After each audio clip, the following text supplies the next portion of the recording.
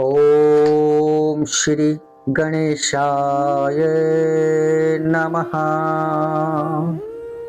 वक्रतुंड महाकाय सूर्यकोटि समप्रभ निर्विघ्नं कुरु मे देव सर्वकार्येषु सर्वदा।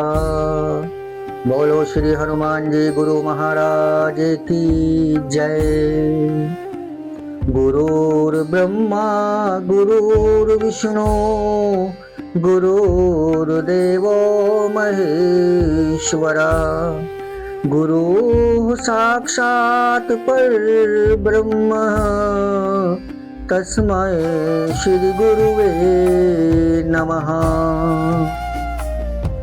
ओम सर्वमंगल मांगल्ये शिवे सर्वार्थ साधिके शरण्ये त्र्यंबके गौरी नारायणी नमोस्तुते। श्री जगदम्बिकाये नमः।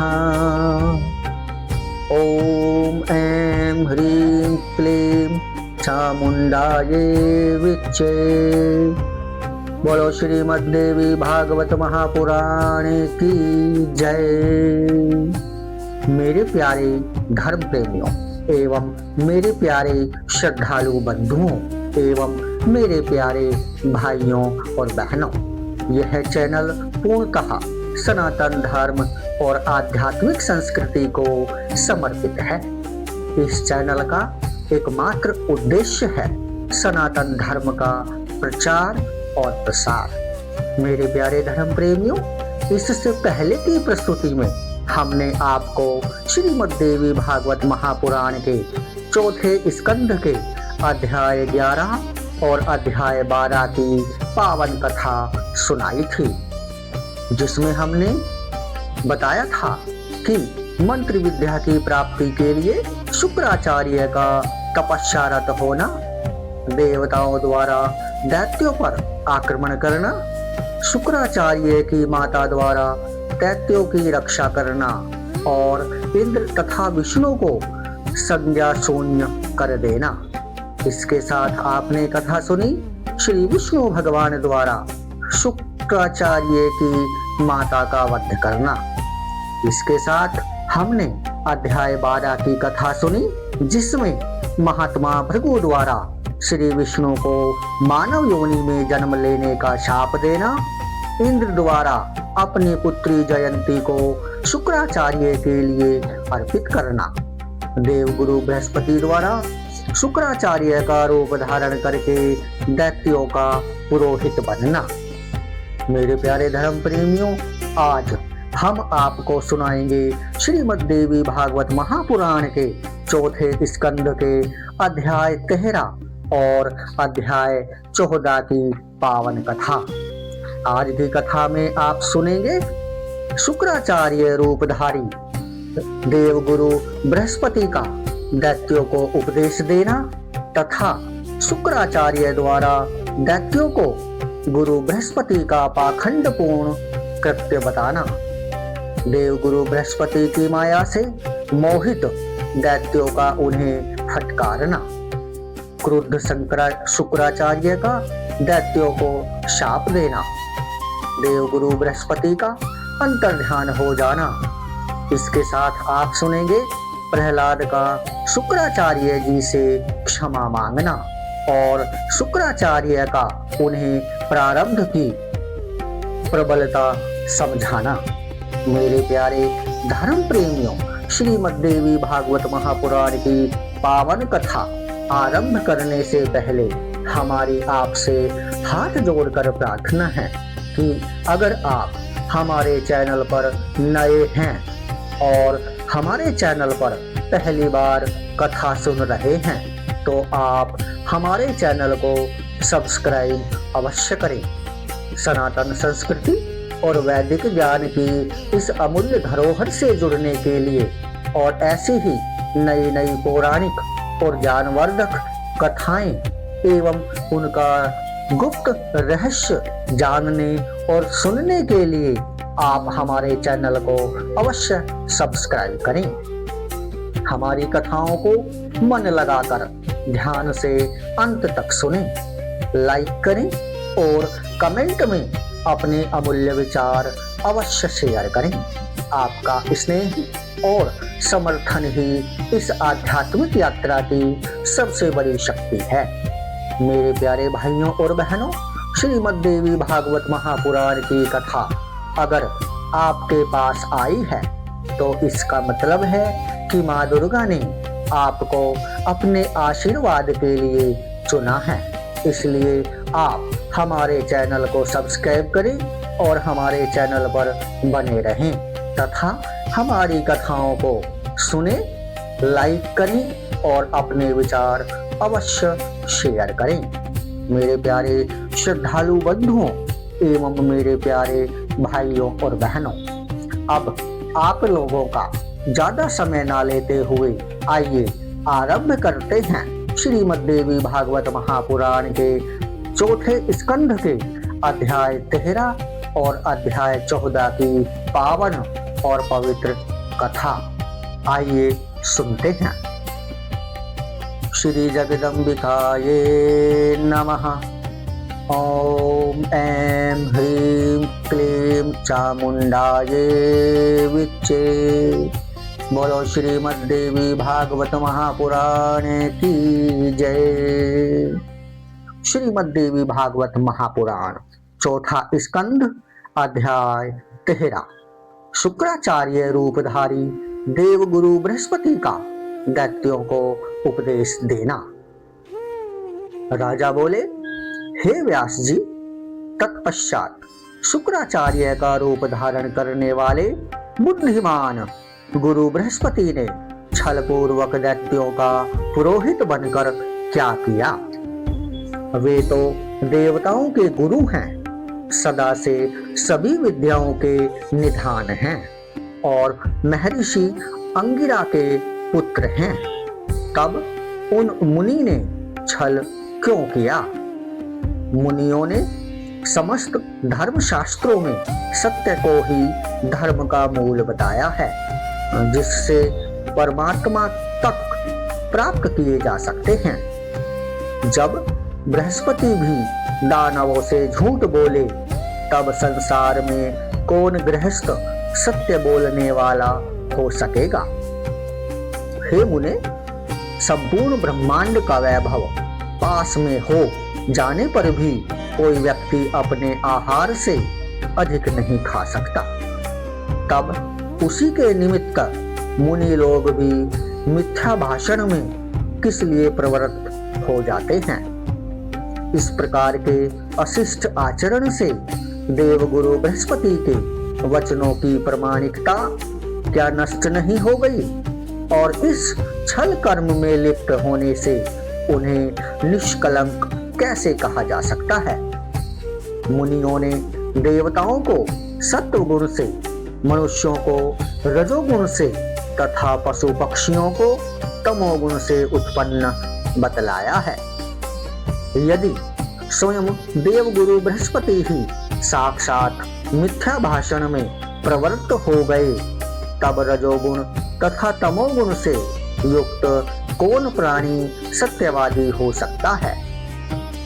इस प्रकार तीनों लोकों के मिथ्यापरायण हो जाने पर धर्म की स्थिति कहाँ होगी और सभी प्राणियों की क्या दशा होगी? यही मेरा संदेह है। भगवान विष्णु, ब्रह्मा, इंद्र तथा और भी दूसरे महान देवतागण सब छल कार्य में निपुण हैं।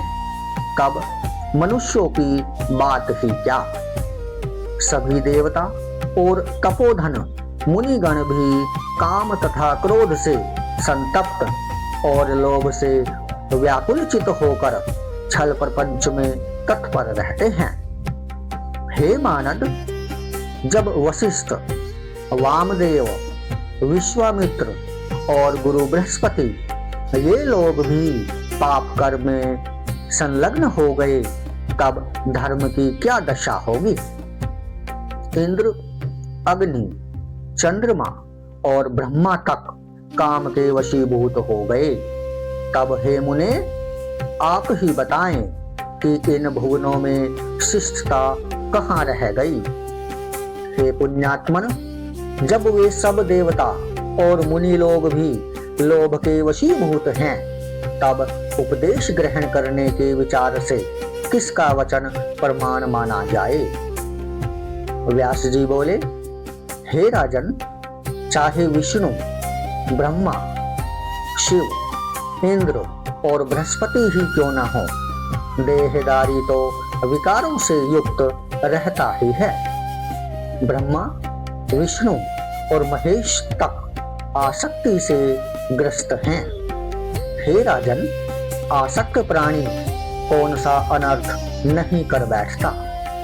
आसक्ति से युक्त प्राणी भी चतुराई के कारण विरक्त की भांति दिखाई पड़ता है, किंतु संकट उपस्थित होने पर वह सत्व, रज और तम गुणों से आबद्ध हो जाता है। कोई भी कार्य बिना कारण के कैसे हो सकता है। ब्रह्मा आदि समस्त देवताओं के भी मूल कारण गुण ही हैं। उनके भी शरीर 25 तत्वों से बने हैं, इसमें संदेह नहीं है। हे राजन, समय आ जाने पर वे भी मृत्यु को प्राप्त होते हैं, इसमें आपको संशय कैसा। यह पूर्ण रूप से स्पष्ट है कि दूसरों को उपदेश देने में सभी लोग शिष्ट बन जाते हैं, किंतु अपना कार्य पड़ने पर उस उपदेश का पूर्णतः लोप हो जाता है। जो काम, क्रोध, लोभ, द्रोह, अहंकार और डाह आदि विकार हैं, उन्हें छोड़ने में कौन सा देहधारी प्राणी समर्थ हो सकता है। हे महाराज, यह संसार सदा से ही इसी प्रकार शुभ अशुभ से युक्त कहा गया है, इसमें संदेह नहीं है। कभी भगवान विष्णु घोर तपस्या करते हैं, कभी वे ही सुरेश्वर अनेक प्रकार के यज्ञ करते हैं, कभी वे परमेश्वर विष्णु लक्ष्मी के प्रेम रस से सिक्त होकर उनके वशीभूत होकर वैकुंठ में विहार करते हैं। वे करुणा के सागर विष्णु भगवान कभी दानवों के साथ अत्यंत भीषण युद्ध करते हैं और उनके बाणों से आहत हो जाते हैं। उस युद्ध में वे कभी विजयी होते हैं और कभी दैववश पराजित भी हो जाते हैं। इस प्रकार वे भी सुख तथा दुख से प्रभावित होते हैं, इसमें संदेह नहीं है। वे विश्व आत्मा कभी योग निद्रा के वशवर्ती होकर शेष शैया पर शयन करते हैं और कभी सृष्टि काल आने पर योग माया से प्रेरित होकर जाग भी जाते हैं। ब्रह्मा, विष्णु, महेश और इंद्र आदि जो देवता तथा मुनिगण हैं, वे भी अपनी आयु के परिमाण काल तक ही जीवित रहते हैं। हे राजन, अंत काल आने पर स्थावर जंगमात्मक यह जगत भी विनष्ट हो जाता है, इसमें कभी भी कुछ भी संदेह नहीं करना चाहिए। हे भूपाल, अपनी आयु का अंत हो जाने पर ब्रह्मा, विष्णु, महेश, इंद्र आदि देवता भी विनष्ट हो जाते हैं और सृष्टि काल आने पर पुनः ये उत्पन्न भी हो जाते हैं। अतएव देहदारी प्राणी काम आदि भावों से ग्रस्त हो ही जाता है। हे राजन, इस विषय में आपको कभी भी विस्मय नहीं करना चाहिए। हे राजन, यह संसार तो काम, क्रोध आदि से ओतप्रोत है। इनसे पूर्णतः मुक्त तथा परम तत्व को जानने वाला पुरुष दुर्लभ है। जो इस संसार में काम, क्रोध आदि विकारों से डरता है वह विवाह नहीं करता। वह समस्त प्रकार की आसक्तियों से मुक्त होकर निर्भीकता पूर्वक विचरता है। इसके विपरीत संसार से आबद्ध रहने के कारण ही देवगुरु बृहस्पति की पत्नी को चंद्रमा ने रख लिया था और देवगुरु बृहस्पति ने अपने छोटे भाई की पत्नी को अपना लिया था। इस प्रकार इस संसार चक्र में लाभ, राग, लोभ आदि से जकड़ा हुआ मनुष्य गृहस्थी में आसक्त रहकर भला मुक्त कैसे हो सकता है। अतः पूर्ण प्रीतन के साथ संसार में आसक्ति का त्याग करके सच्चिदानंद स्वरूपिणी भगवती महेश्वरी की आराधना करनी चाहिए। बोलो श्री जगदम्बिका मैया की जय। बोलो दुर्गे माता की जय। बोलो श्रीमद् देवी भागवत महापुराण की जय। हे राजन, यह संपूर्ण चराचर जगत उन्हीं के माया रूपी गुणों से आच्छादित होकर उन्मत्त तथा मदिरा पान करके मत वाले मनुष्य की भांति चक्कर काटता रहता है। उन्हीं की आराधना के द्वारा सत्व आदि सभी गुणों को पराभूत करके बुद्धिमान मनुष्य मुक्ति प्राप्त कर सकता है। इसके अतिरिक्त कोई दूसरा मार्ग नहीं है। आराधित होकर महेश्वरी जब तक कृपा नहीं करती तब तक सुख कैसे हो सकता है। उनके सदृश दयावान दूसरा कौन है।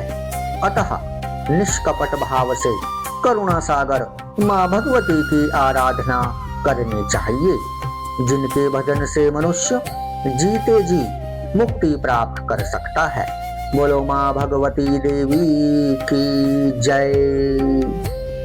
दुर्लभ मनुष्य जन्म पाकर जिसने उन महेश्वरी की उपासना नहीं की, वह मानो अंतिम सीढ़ी से फिसलकर गिर गया। मैं तो यही धारणा रखता हूँ, संपूर्ण विश्व अहंकार से आच्छादित है, तीनों गुणों से युक्त है तथा असत्य से बंधा हुआ है। तब प्राणी मुक्त कैसे हो सकता है। अतः सब कुछ छोड़कर सभी लोगों को माँ भगवती भुवनेश्वरी की उपासना करनी चाहिए। राजा बोले, हे पितामह, शुक्राचार्य का रूप धारण करने वाले देवगुरु बृहस्पति ने वहां दैत्यों के पास पहुंचकर क्या किया और शुक्राचार्य पुनः कब लौटे, वह हमें बताइए। राजा के यह वचन सुनकर श्री व्यास जी बोले, हे राजन, कब गोपनीय ढंग से शुक्राचार्य का स्वरूप बनाकर देवगुरु बृहस्पति ने जो कुछ किया वह मैं बताता हूँ, आप ध्यान से सुनिए। देवगुरु बृहस्पति ने दैत्यों को बोध प्रदान किया। तब शुक्राचार्य को अपना गुरु समझकर और उन पर पूर्ण विश्वास करके सभी दैत्य उन्हीं के कथनानुसार व्यवहार करने लगे। अत्यधिक मोहित चित्त वे दैत्य बृहस्पति को शुक्राचार्य समझकर विद्या प्राप्ति के लिए उनके शरणागत हुए। देवगुरु बृहस्पति ने भी उन्हें बहुत ठगा। यह सत्य है कि लोभ से कौन सा प्राणी मोह में नहीं पड़ जाता है। तब जयंती के साथ क्रीड़ा करते करते निर्धारित प्रतिज्ञा संबंधी 10 वर्ष की अवधि पूर्ण हो जाने पर शुक्राचार्य अपने यजमानों के विषय में विचार करने लगे कि मेरी राह देखते हुए वे आशान्वित हो बैठे होंगे। अतः अब मैं चलकर अपने उन अत्यंत भयभीत यजमानों को देखूं, कहीं ऐसा ना हो कि मेरे उन भक्तों के सम्मुख देवताओं से कोई भय उत्पन्न हो गया हो। यह सोचकर अपनी बुद्धि स्थिर करके उन्होंने जयंती से कहा, हे सुनयने, मेरे पुत्र सदृश दैत्यगण देवताओं के पास कालक्षेप कर रहे हैं। प्रतिज्ञा अनुसार तुम्हारे साथ रहने का 10 वर्ष का समय पूरा हो चुका है। अतः हे देवी, अब मैं अपने यजमानों से मिलने जा रहा हूँ। हे सुमध्य में, मैं पुनः तुम्हारे पास शीघ्र ही लौट आऊंगा। परम धर्मपरायणा जयंती ने उनसे कहा, हे धर्मज्ञ, बहुत ठीक है, आप स्वेच्छा पूर्वक जाइए। मैं आपका धर्म लुप्त नहीं होने दूंगी। उसका यह वचन सुनकर शुक्राचार्य वहां से शीघ्रता पूर्वक चल पड़े। वहां पहुंचकर उन्होंने देखा कि दैत्यों के पास विराजमान होकर बृहस्पति छद्म रूप धारण करके शांत चित्त हो छल से उन्हें अपने द्वारा रचित जिन धर्म तथा यज्ञ निंदा परक वचनों की शिक्षा इस प्रकार दे रहे हैं। हे देवताओं के शत्रुगण, मैं सत्य तथा आप लोगों के हित की बात बता रहा हूँ कि अहिंसा सर्वोपरि धर्म है। आताताइयों को भी नहीं मारना चाहिए। भोगपरायण तथा अपनी जिह्वा के स्वाद के लिए सदा तत्पर रहने वाले द्विजों ने वेद में पशु हिंसा का उल्लेख कर दिया है, किंतु सच्चाई यह है कि अहिंसा को ही सर्वोत्कृष्ट माना गया है। इस प्रकार की वेद शास्त्र विरोधी बातें कहते हुए देवगुरु बृहस्पति को देखकर वे भृगुपुत्र शुक्राचार्य आश्चर्यचकित हो गए। वे मन ही मन सोचने लगे कि यह देवगुरु तो मेरा शत्रु है। इस धूर्त ने मेरे यजमानों को अवश्य ठग लिया है, इसमें संदेह नहीं है। नरक के द्वार स्वरूप तथा पाप के बीज रूप उस उग्र लोभ को धिक्कार है। जिस लोभ रूप पाप से प्रेरित होकर देवगुरु बृहस्पति भी झूठ बोल रहे हैं, जिनका वचन प्रमाण माना जाता है और जो समस्त देवताओं के गुरु तथा धर्म शास्त्रों के प्रवर्तक हैं, वे भी पाखंड के पोषक हो गए हैं।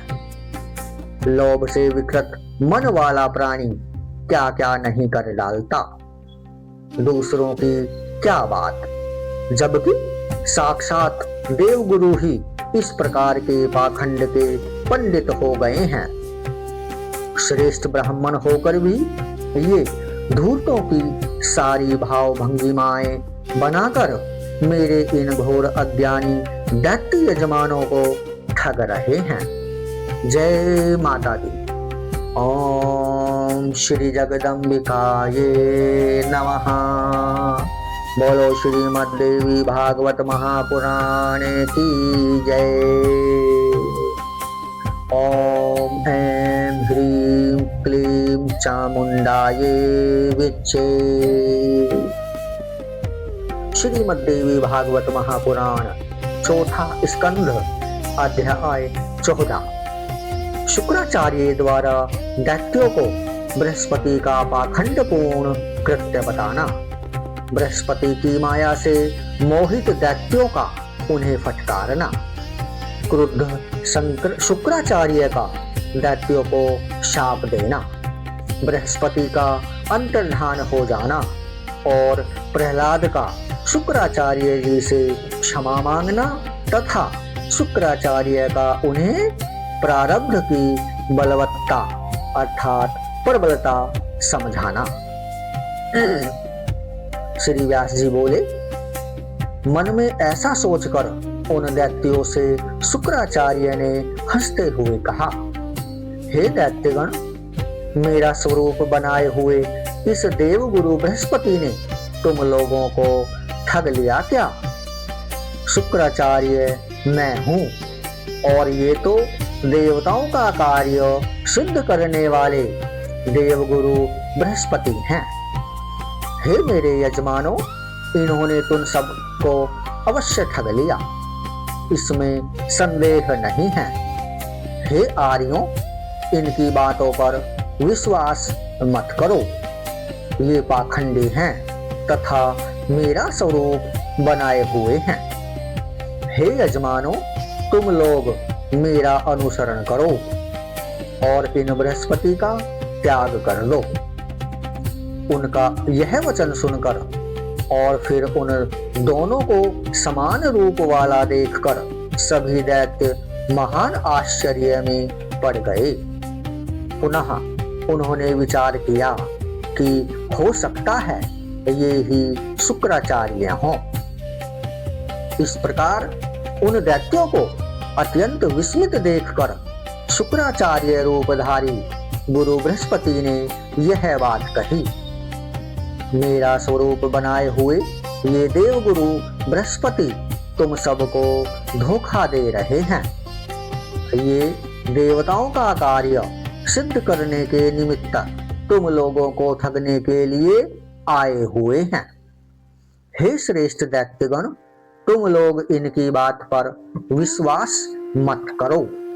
मैंने शंकर जी से विद्या प्राप्त कर ली है और उसे तुम सबको पढ़ा रहा हूं। इस प्रकार मैं तुम्हें देवताओं पर विजय दिला दूंगा, इसमें संदेह नहीं है। शुक्राचार्य का रूप धारण करने वाले देवगुरु बृहस्पति का यह वचन सुनकर उन दैत्यों को पूर्ण विश्वास हो गया कि ये ही निश्चित रूप से हमारे गुरु शुक्राचार्य हैं। उस समय शुक्राचार्य ने उन्हें बहुत प्रकार से समझाया, फिर भी समय के फेर से गुरु बृहस्पति की माया से मोहित होने के कारण वे दैत्य समझ नहीं सके। ऐसा निश्चय करके उसके उपरांत उन्होंने शुक्राचार्य से कहा, ये ही हमारे गुरु हैं। ये धर्मात्मा हमें बुद्धि प्रदान करने वाले हैं और हमारा हित करने में तत्पर हैं। इन शुक्राचार्य जी ने हमें निरंतर 10 वर्ष तक शिक्षा दी है।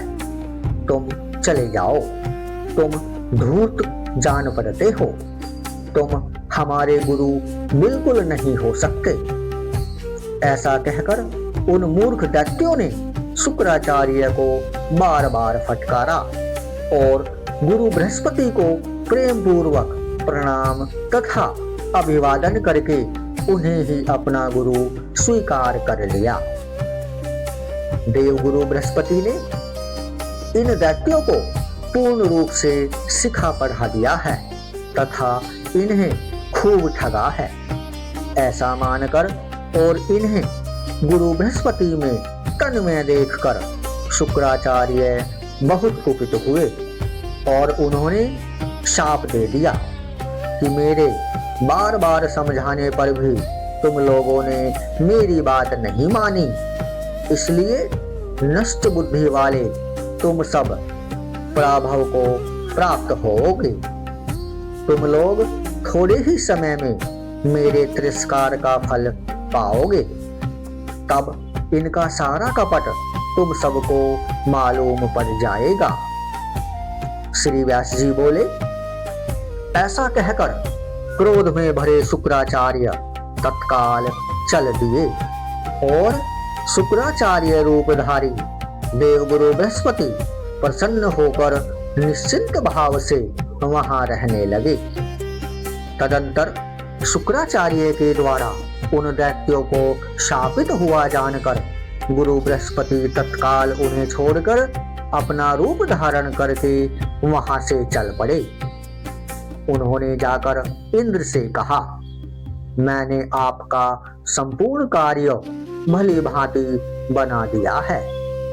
शुक्राचार्य ने उन दैत्यों को शाप दे दिया और बाद में मैंने भी उनका त्याग कर दिया। अब मैंने उन्हें पूर्ण रूप से असहाय बना दिया है। अतः हे श्रेष्ठ देवतागण, आप लोग युद्ध के लिए अब उद्योग करें। हे महाभाग, मैंने उन दैत्यों को शाप से दग्ध कर दिया है। गुरु बृहस्पति का यह वचन सुनकर इंद्र बहुत आनंदित हुए और सभी देवता भी हर्षित हो उठे। तत्पश्चात गुरु बृहस्पति की पूजा करके वे युद्ध के लिए मंत्रणा करने लगे। आपस में भली भांति सोच विचार करके सभी देवता एक साथ मिलकर दानवों से लड़ने के लिए वहां से निकल पड़े। उधर महाबली देवताओं को युद्ध की तैयारी करके आक्रमण के लिए उद्यत तथा शुक्राचार्य रूपधारी गुरु बृहस्पति को अंतर्हित जान करके दैत्यगण बहुत चिंतित हुए। अब उन देवगुरु की माया से मोहित वे दैत्य आपस में कहने लगे कि वे गुरु शुक्राचार्य कुपित मन होकर यहाँ से चले गए, अतः हमें उन महात्मा को भली भांति मनाना चाहिए। वह पापी और कपट कार्य में अत्यंत प्रवीण देवगुरु हमें ठग कर चले गए। अपने भाई की पत्नी के साथ अनाचार करने वाला वह भीतर से कलुषित है तथा ऊपर से पवित्र प्रतीत होता है। अब हम क्या करें और कहां जाएं? अत्यंत कुपित गुरु शुक्राचार्य को अपनी सहायता के लिए हम किस तरह हर्षित तथा प्रसन्नचित करें? ऐसा विचार करके वे सब एकजुट हुए।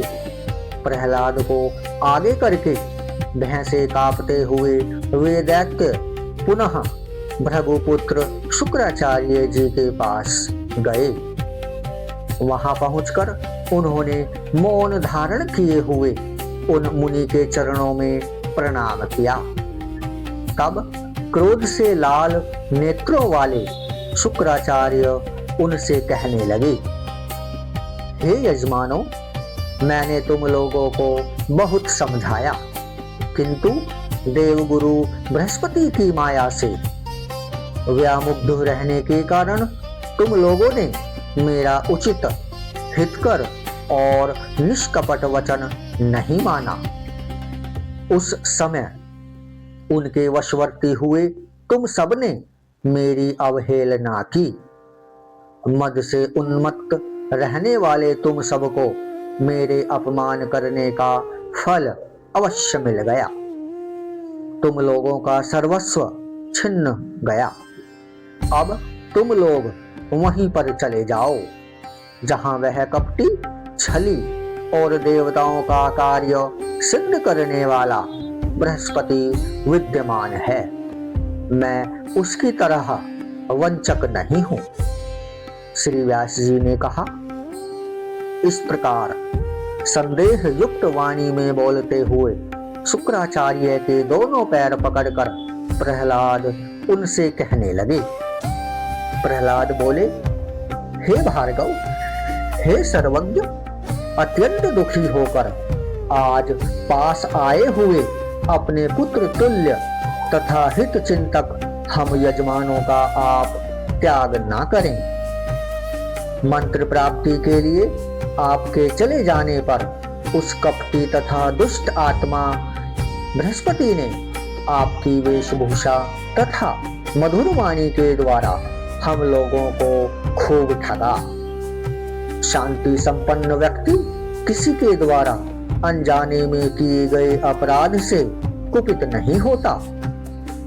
आप तो सर्वज्ञ हैं, अतः जानते ही हैं कि हम लोगों का चित्त सदा आप में ही अनुरक्त रहता है।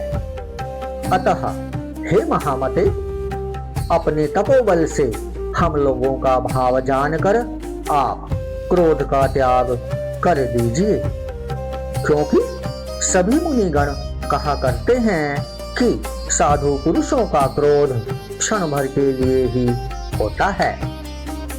जल स्वभाव से शीतल होता है, किंतु अग्नि और धूप के संपर्क से वह गर्म हो जाता है।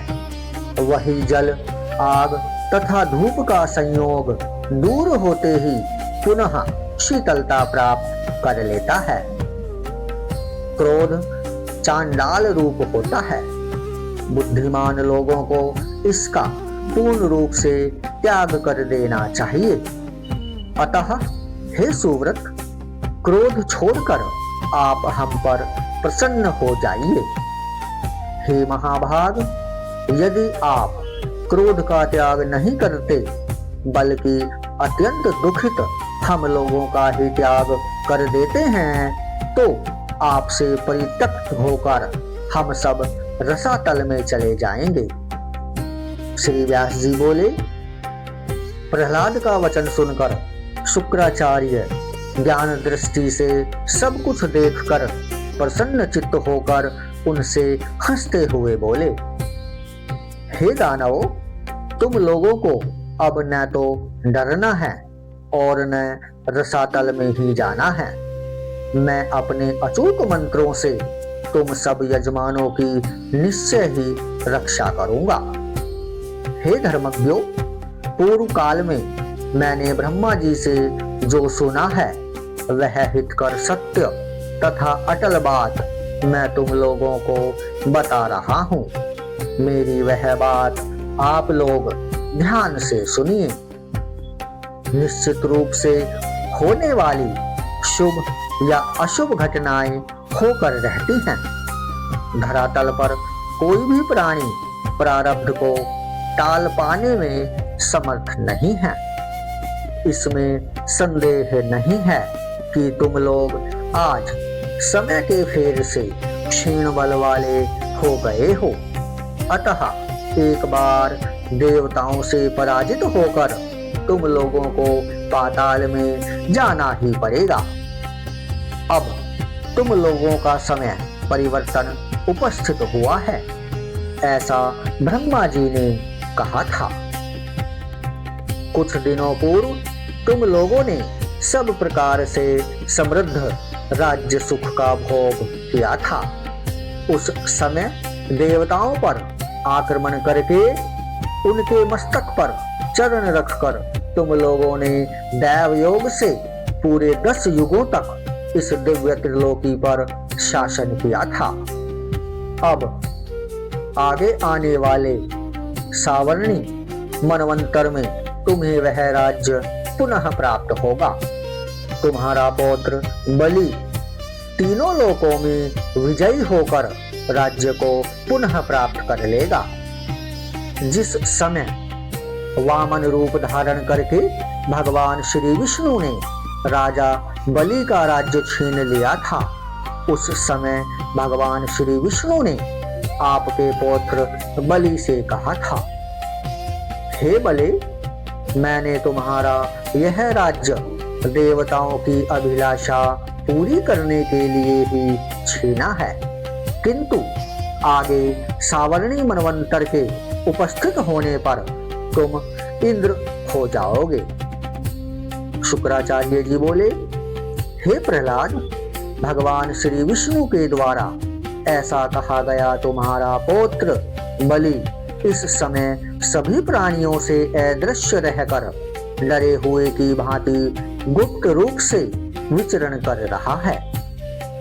एक समय की बात है, इंद्र से भयभीत बलि गर्दभ का रूप धारण करके एक सूने घर में स्थित थे।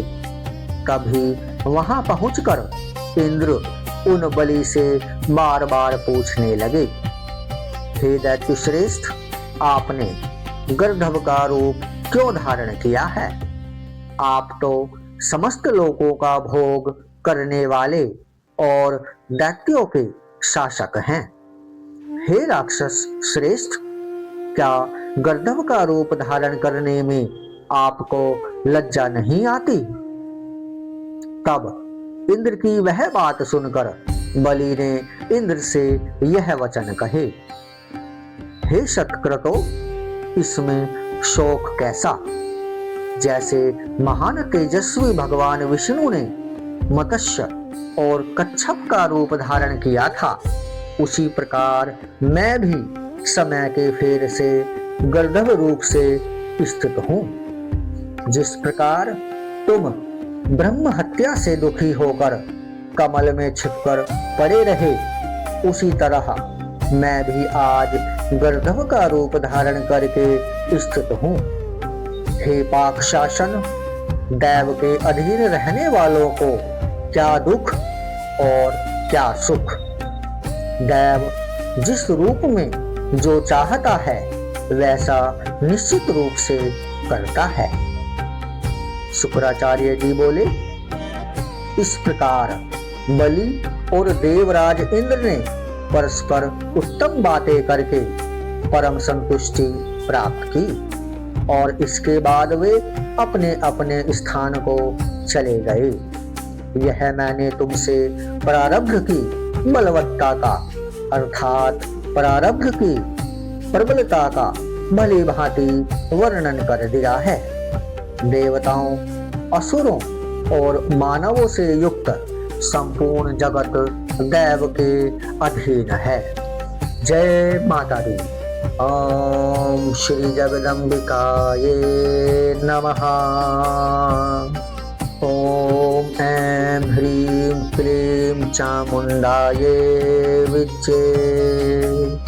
मेरे प्यारे धर्म प्रेमियों एवं श्रद्धालु बंधुओं एवं मेरे प्यारे भाइयों और बहनों, जैसा कि हम सब जानते हैं कि श्रीमद् देवी भागवत महापुराण की पावन कथा करने के पश्चात हम माँ दुर्गा से, माँ भगवती से, माँ जगदम्बा से अपने द्वारा भूलवश हुए सारे अपराधों के लिए क्षमा प्रार्थना करते हैं। उसी प्रकार आइए हम माँ दुर्गा से क्षमा प्रार्थना करते हैं। मेरे प्यारे धर्म प्रेमियों, हमें श्रीमद् देवी भागवत महापुराण की कथा श्रवण करने के बाद अथवा कथा को पढ़ने के बाद माँ दुर्गा से क्षमा प्रार्थना अवश्य करनी चाहिए। तो आइए माँ दुर्गा से, माँ जगदम्बा से करते हैं क्षमा प्रार्थना। ओम श्री दुर्गाये नमः। परमेश्वरी, मेरे द्वारा रात दिन सहस्रों अपराध होते रहते हैं। यह मेरा दास है, यूं समझकर मेरे उन अपराधों को तुम कृपा पूर्वक क्षमा करो। परमेश्वरी, मैं आवाहन नहीं जानता, विसर्जन करना नहीं जानता तथा पूजा करने का ढंग भी नहीं जानता, क्षमा करो। देवी सुरेश्वरी, मैंने जो मंत्रहीन, क्रियाहीन और भक्तिहीन पूजन किया है वह सब आपकी कृपा से पूर्ण हो।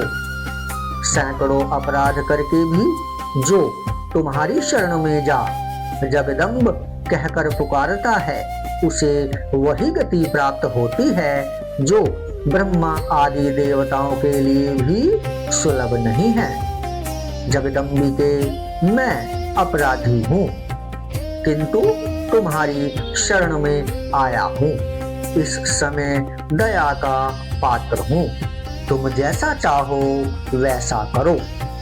देवी परमेश्वरी, अज्ञान से, भूल से अथवा बुद्धि भ्रांत होने के कारण मैंने जो न्यूनता या अधिकता कर दी हो वह सब क्षमा करो और प्रसन्न हो। सच्चिदानंद स्वरूपा परमेश्वरी, जगन्न माता कामेश्वरी, तुम प्रेम पूर्वक मेरी यह पूजा स्वीकार करो और मुझ पर प्रसन्न रहो।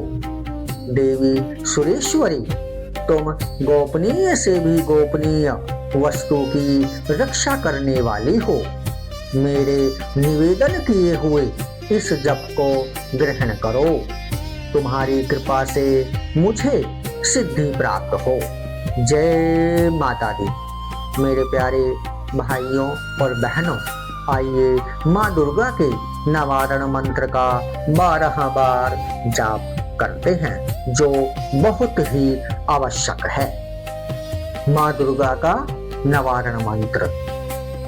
ओम ऐं ह्रीं क्लीं चामुंडायै विच्चे। ओम ऐं ह्रीं क्लीं चामुंडायै विच्चे। ओम ऐं ह्रीं क्लीं चामुंडायै विच्चे। ओम ऐं ह्रीं क्लीं चामुंडायै विच्चे। ओम ऐं ह्रीं क्लीं चामुंडायै विच्चे। ओम ऐं ह्रीं क्लीं चामुंडायै विच्चे। ओम ऐं ह्रीं क्लीं चामुंडायै विच्चे। ओम ऐं ह्रीं क्लीं चामुंडायै विच्चे। ओम ऐं ह्रीं क्लीं चामुंडायै विच्चे। ओम ऐं ह्रीं क्लीं चामुंडायै विच्चे। ओम ऐं ह्रीं क्लीं चामुंडायै विच्चे। ओम ऐं ह्रीं क्लीं चामुंडायै विच्चे। जय माता दी। मेरे प्यारे धर्म प्रेमियों, मेरे प्यारे श्रद्धालु बंधुओं एवं मेरे प्यारे भाइयों और बहनों, यदि आप श्रीमद् देवी भागवत महापुराण की इससे पहले की पावन कथाएं अर्थात प्रथम स्कंध, द्वितीय स्कंध, तृतीय स्कंध और चौथे स्कंध की इससे पहले की पावन और पवित्र कथाएं सुनना चाहते हैं तो आप हमारे चैनल पर सुन सकते हैं। ये सभी कथाएं हमारे चैनल पर आपके लिए उपलब्ध हैं और आगे ऐसी ही पावन, पौराणिक और ज्ञानवर्धक कथाएं सुनने के लिए आप हमारे चैनल के साथ बने रहिए। श्रीमद् देवी भागवत महापुराण के चौथे स्कंध के अगले भाग की प्रस्तुति शीघ्र ही आपके समक्ष प्रस्तुत होगी।